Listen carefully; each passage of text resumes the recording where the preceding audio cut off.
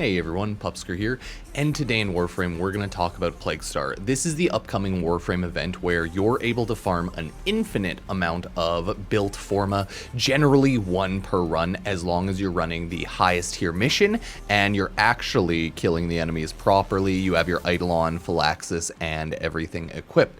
So that is essentially what Plaguestar it is. It is just an event where you farm Plaguestar on Cetus Earth, you know, Plains of Eidolon, over and over and over again. And you build Forma out of that. So let's actually talk about that and see what everybody needs. First and foremost, everybody, this is the Plaguestar shop right here. You were able to farm up built Forma every single run, essentially. You need to also make sure you grab the Eidolon Phylaxis from the shop in order to do the harder mode. Once you actually do that, all you pretty much do is just collect loot. There's like Plaguestar emblems, Cetus wisps, there are tendrils, you have a fulmination mod, right? Blast radius for pistols, sacrifice mods, but more importantly, okay, a lot of random weapons, but you get the arcanes for Zaws, and you get the Plague Bokwin, the Plague Crippith, and a lot of other plague stuff like Aquin and Kiwar. Along with that, they added a brand new weapon last time, which is the Ghoul Saw, which is a melee weapon, and they also have a Ghoul Saw melee stance, I think only one of its kind. So this right here is the Plaguestar shop. This is what's going to probably show up on Cetus from Earth Nakok, okay? That is the NPC that sells all of this. It is Nakok, however you want to say it. And that's what you do with Plaguestar. Rank up to rank 3. This is the highest rank champion. And then you just farm standing and buy out Forma from the shop. The Hemosite is the boss, and it drops a lot of decent enough loot, but nothing really worth mentioning by any means. So yeah, that is Plaguestar. There is one item you need to make sure you end up getting. I don't think it would be in my foundry anymore because it's Eidolon Phylaxis. And oh no, it's still there. In order to actually continue and farm up the highest tier on this event, you need to get items called Eidolon Phylaxis and Infested Catalysts. The Infested Catalysts and Eidolon Phylaxis, one of them is Operational Supply Syndicate. So one of them, the Eidolon Phylaxis, you will buy the blueprint from the shop with standing, okay? One of the first things you'll want to buy from the shop. The other item you need to get is called, oh, it's so bad at finding it, the Infested Catalyst. This will be available in your clan bio lab research. So that's where you need to get it if you haven't gotten it before. And you need to, I believe, I don't think you have to have it equipped anymore.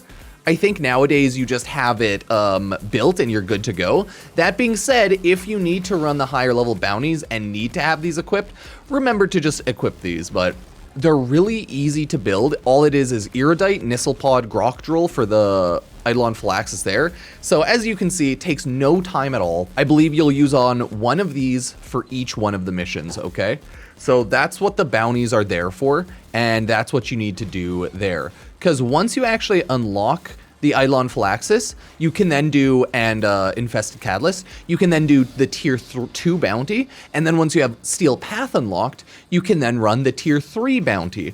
Obviously, tier 3 will get you the most amount of standing at one point, and you will be able to get an absolute ton of Forma. Again, I think the drops are 1 Forma, essentially 3,000 standing every single run if you're doing Steel Path. And there are ways you can make it faster, there are ways you can make it shorter, and we'll go over meta weapons and meta Warframes that people like to use after. But that's essentially all you need to know of Plaguestar. Stage 1 is going and collecting loot. Stage 2 and 3 is essentially just defending an area and then bringing a drone over. And then the final stage is just killing the Hemosite, essentially. There are actually a handful of things to go over running the mission. So we'll do a quick mission walkthrough based on my old footage from back in the day. And hopefully it is still valid, okay? Okay, so just taking a look at my old YouTube video. Yeah, I know the camera sizing's a little off, don't worry about it. Stage 1 is purely find the item, okay? That's all you have to do in stage 1. All you need is to find the toxin canister. So stage 1's really fast. Stage 2 is you have to activate and then defend the mixer. You used to have to insert the Eidolon Phylaxis and like the catalyst and stuff in this stage, but I don't think you have to do that manually anymore.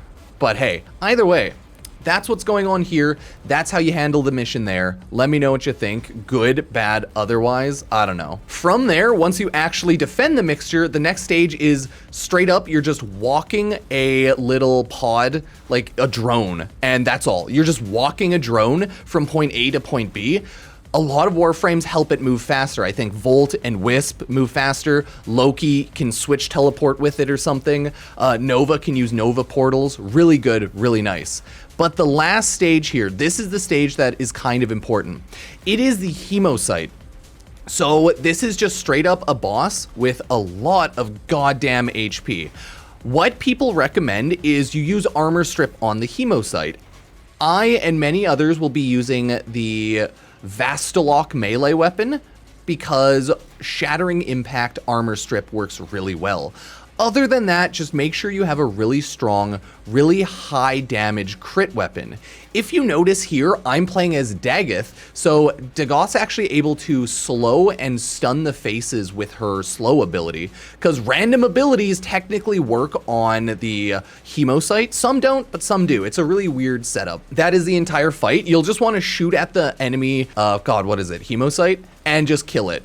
Ideally, armor strip, high damage crit weapons, and you're probably good to go. There's nothing really super special you need. I maybe should swap around the build for my Mossalon, but other than that, that is the entirety of the Warframe Plaguestar fight and battle.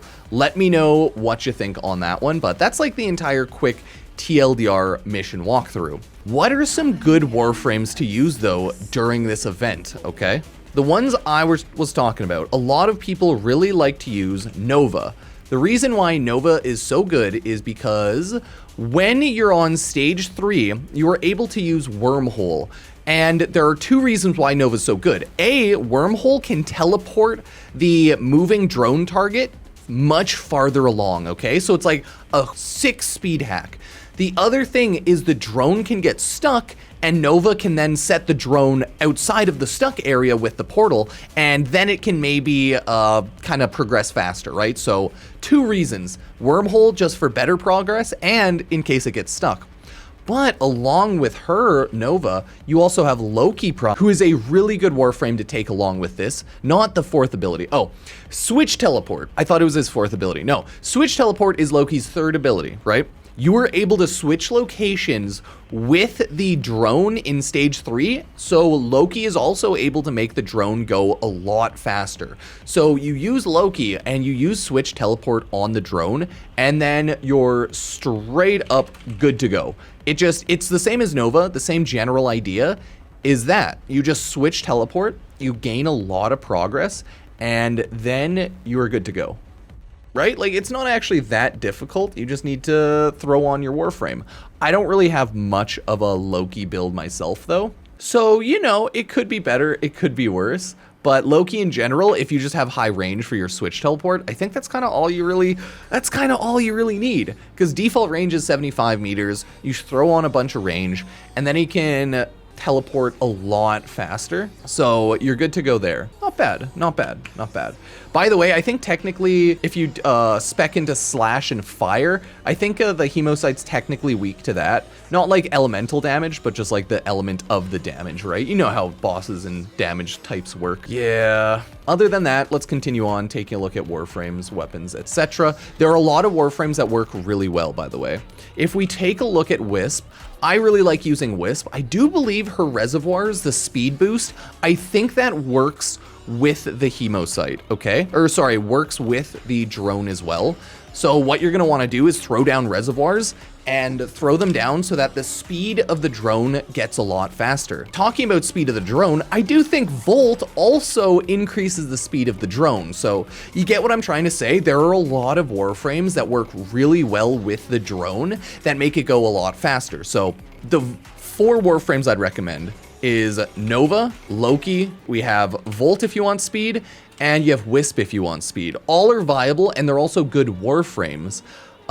In the video I was using Dagoth. So the reason why I was using Daggith is she's a really good Warframe with a really strong ability. I think it's her Ward Scythes.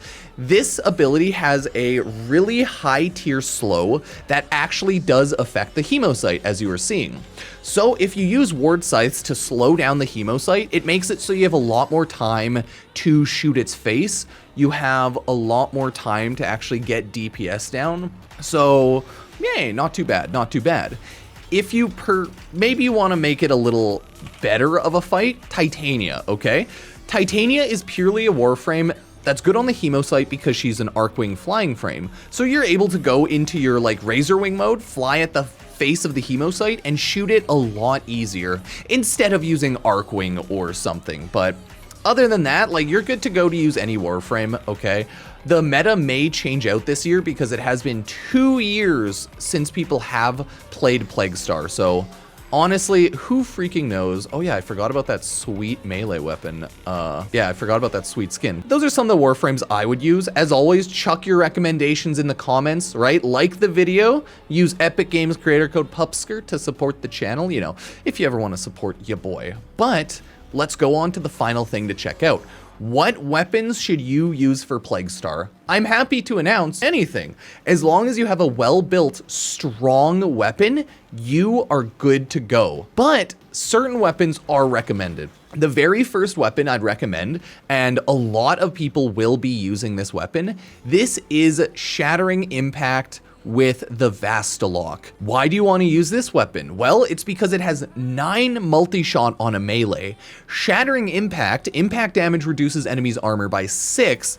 Throw a lot of attack speed and impact damage on it so it procs that impact armor shred more, and then you're good to go.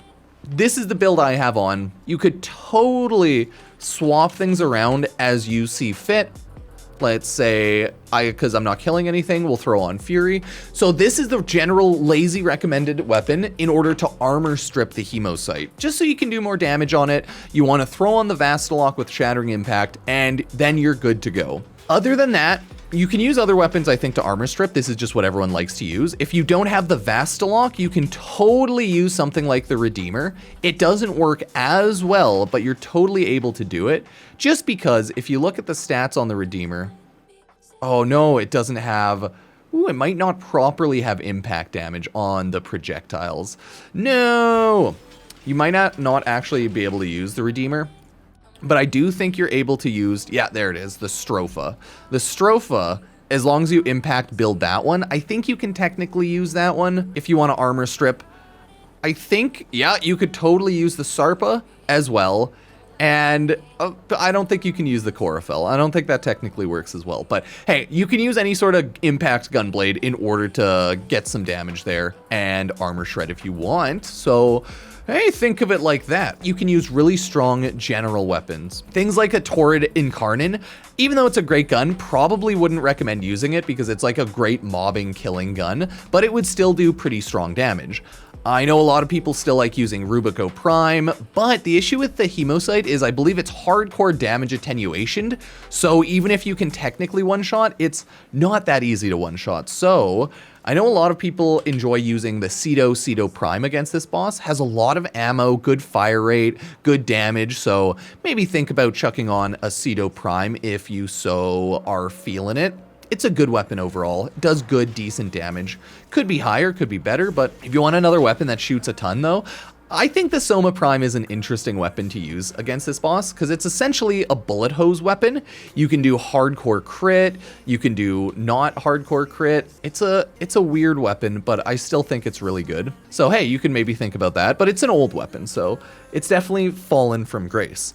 The Burst in Prime overall, Burst in Incarnon, is a really strong weapon, so it would probably work pretty well on this boss as well. Just going with the generic build, same with the Bratton Prime, of throwing on galvanized damage, right, statuses, and overall DPS crit, right? The boss does have small enemies that spawn around it in stage 4 Hemosite, so you want to make sure that you don't shoot out those toxin pods, but shoot out the enemies instead. And then you're able to also hit weak points with your incarnins from those enemies on the pods, and you might just get incarnin form a lot easier. But if you don't want to rely on any incarnin weapons, that's okay too. I still like my Bolt Tor. I think I used my Godfa Prime a little bit back in the day, but it's not amazing. Tenant Flux Rifle would probably work pretty well against it. Fulmin Prime would probably work well.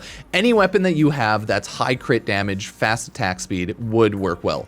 In theory, I think Latum would work really well. I really liked using the secondary Tenant Detrin. What I would do is I would use the Alt Fire and empty my entire clip of my Tenant Detrin into it at one time, and it would do a lot of damage, but it would still get hit with damage attenuation, so, you know, still a bit of a pain. The Piranha Prime is also a really strong weapon secondary that I liked using myself, with just like a generic build here. Get some kills on the enemy Infested, and then you spawn up the second Piranha Prime, and then you dual wield shoot with the Piranha Prime. Other than that though, any weapon, again.